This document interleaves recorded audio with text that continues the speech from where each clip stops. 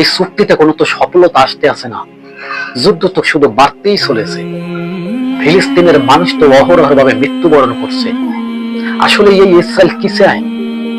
এই ইসরায়েল কি পুরো ফিলিস্তিন শহরটাকে কি ধ্বংস করতে চায়? এই ফিলিস্তিন পুরো শহরটাকে কি সে রাজত্ব করতে চায়?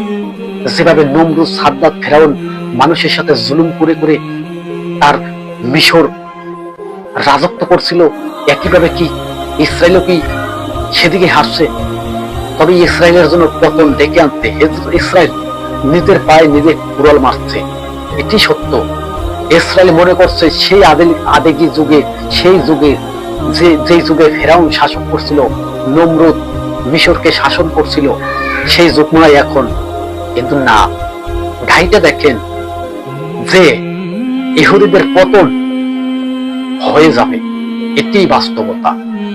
কারণ ইসরায়েলের চাইয়ে কিন্তু তুরস্ক শক্তিশালী কম না, ইসরায়েলের চেয়ে ইরান কিন্তু শক্তিশালী কম না, ইসরায়েলের চেয়ে সৌদি আরব কিন্তু শক্তিশালী কম না। কিন্তু এই ইসরায়েল চাইতে আছে পুরো ফিলিস্তিনটাকে শাসন করার জন্য। এবং আলাকসা, যে আলাকসায় অনেক নবী রাসূল এসেছে, আর নবী সাল্লাল্লাহু আলাইহি সাল্লাম এই আলাকসা থেকে মেরাজে গেছিল, এই আলাকসা মসজিদ ঘেরাও দিয়ে রেখেছে ইহুদিরা। এই আলাকসা মসজিদ এখন নিয়ন্ত্রণ করছে ইহুদিরা। আলাকসা মসজিদের ভিতরে যে রকমের ঘটনা ঘটছে তা মিডিয়ারা তো প্রচার করে না। এই আলাকসা মসজিদের ভিতরে ইহুদিরা ঢুকে ঢুকে মুসলমানকে হত্যা করছে। কিভাবে জানবে? এখানে তো একটাও মুসলমান প্রবেশ করতে পারে না। ফিলিস্তিন এখন কোনো সাধারণ কোনো ফিলিস্তিন না। ফিলিস্তিনের জন্য দোয়া করছে নবী সাল্লাল্লাহু আলাইহি ওয়াসাল্লাম, দু হাত ভরে এই ফিলিস্তিনের জন্য দোয়া করছে, কান্না করছে। কেন ফিলিস্তিনের জন্য নবী সাল্লাল্লাহু আলাইহি ওয়াসাল্লাম কেন দোয়া করছে? কি কারণে? আজকে বলবো যে এই ফিলিস্তিন সাধারণ কোনো ফিলিস্তিন না।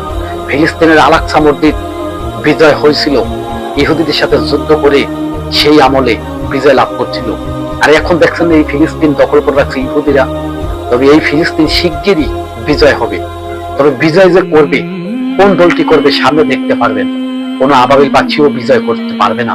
কারণ এই ফিলিস্তিনের জন্য মুসলমান অনেক মার খাইছে। এই ইসরায়েল ফিলিস্তিন কেন দ্বন্দ্ব চলে?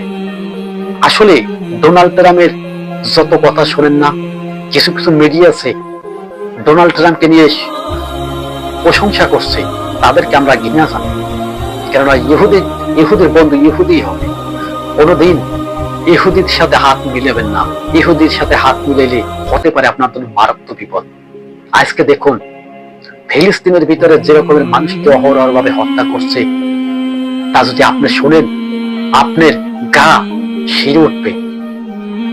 বর্তমানে ফিলিস্তিনের ভিতরে কোনো খাদ্যের তেরান ঢুকতে দিতে আসে না ইসরায়েল। এই ইসরায়েল সাধারণ কোনো ইসরায়েল না, এই ইসরায়েল মুসলিম জাহানের শত্রু। আজকে ইসরায়েল পারমাণবিক অস্ত্রের মালিকানা হয়ে গেছে।